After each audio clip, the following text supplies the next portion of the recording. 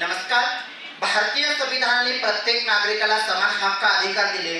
या संविधानामध्ये ज्या ठिकाणी डॉक्टर बाबासाहेब आंबेडकरांनी सुवर्ण मध्ये दिला, कलम 14, कलम 19 आणि कलम 21 याच्या माध्यमातून भारतातील प्रत्येक नागरिकाला समानतेचा अधिकार दिला. प्रत्येक नागरिकाला आपली स्वतःची ओळख दिली.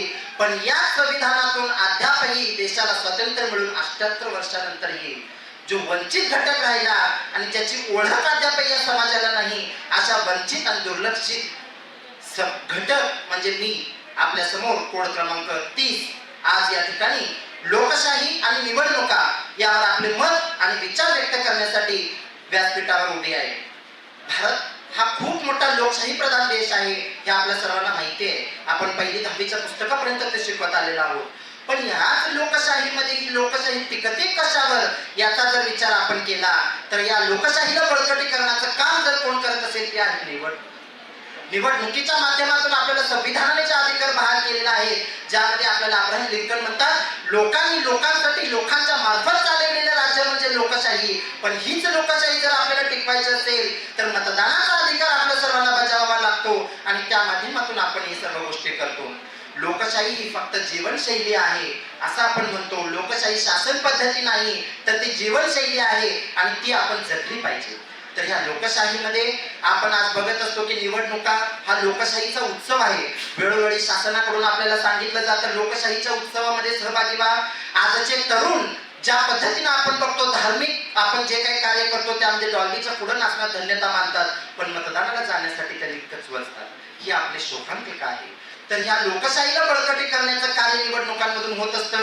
निवडणूक म्हणजे एक शस्त्र आहे जे आपण भारतीय नागरिक म्हणून आपल्या सर्वांना मिळालेले आहे. आपले हक्क अधिकार अबाधित ठेवण्यासाठी जे मूलभूत अधिकार संविधानाने दिलेले आहेत त्या सर्वांचं रक्षण करण्यासाठी आपण आज या ठिकाणी निवडणुकांमध्ये पार्टिसिपेट होणं खूप महत्त्वाचं आहे.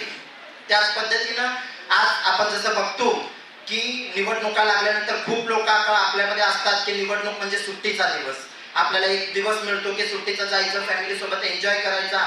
तर तसं नाहीये, कारण प्रत्येकाला वाटत असते की माझ्या एका मताचा काय फरक पडणार. आज त्या एका मताचा फरक तुम्हाला सांगते. मी आज 11 वर्षाचे. आता तुम्ही लोक म्हणाल ही कशी का 11 वर्षाची, पाहिली तर एवढी मोठी पाहिली दिसते, आवाज बघितला तर पुरुषाचा, देहबोली बघितली तर स्त्रीची. तर सांगते ह्या एका मताचा फरक आमच्या आयुष्यावर असा पडला की 2014 मध्ये सुप्रीम कोर्टाने आम्हाला रिकॉग्नाइज केलं तृतीयपंथी हा तिसरा लिंग आहे म्हणून. आणि ह्या समाजामध्ये स्त्री पुरुष सोडून तिसरं लिंग अस्तित्वात आहे ह्याची लढाई आम्हाला या संविधानात्मक करावी लागली. आणि त्याचं फलित म्हणून 2014 मध्ये आम्हाला मान्य सर्वोच्च न्यायालयाने रिकॉग्नाइज केलं की transgender also is a third gender. मग मी आज तुमच्या पुढे उभे आहे. तर इतक्या संघर्षातून एका मताचा परिणाम काय होतो याचं मला वाटतं की याच्यापेक्षा मोठं उदाहरण दुसरं कोणी नसेल. त्यानंतर जर आपण अनेक उदाहरणं बघितली तर अमेरिकेचे राष्ट्राध्यक्ष जे होते त्यांच्या कार्यकाळामध्ये त्यांचा महाभियोग प्रयोग करण्यात आला. त्यावेळेला ते फक्त एका मतानं पुन्हा पण त्या ठिकाणी राष्ट्राध्यक्ष झाले. त्यानंतर आपण जेव्हा बघतो आपल्या देशाच्या बाबतीत जर आलं तर 1998-99चा काळ होता.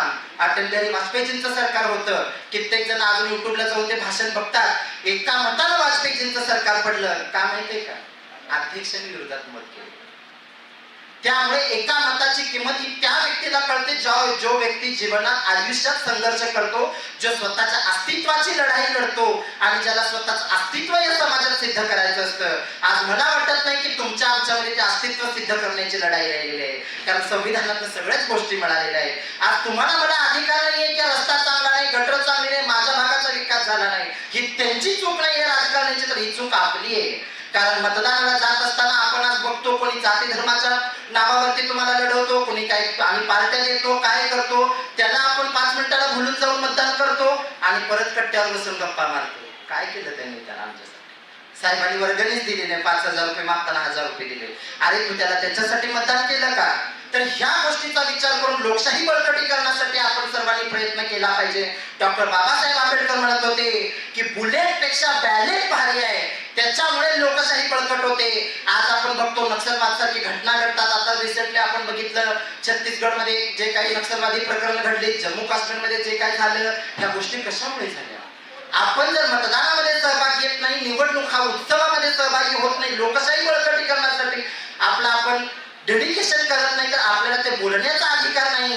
ही लोकशाही बळकटीकरणासाठी या संविधानाचे 4 पिलर्स आहेत: कार्यपालिका, न्यायपालिका, लेजिस्लेटिव्ह, ज्युडिशरी अँड एक्झिक्युटिव्ह. तर ह्या सगळ्यांचं सेपरेशन ऑफ पॉवर झाली पाहिजे, त्या गोष्टी आपल्याला कळल्या पाहिजेत. संविधानाचे मूलभूत हक्क आपल्याला जर आधारित राखायचे असतील, जे सध्या आपण बघतोय वेळोवेळी चिरडले जात आहे, तर या सर्वांसाठी आपल्याला लोकशाहीचा सहभाग घेण्यासाठी निवडणुकांमध्ये प्राधान्याने मतदान करून लोकशाही बळकटीकरणासाठी प्रयत्न केला पाहिजे. धन्यवाद.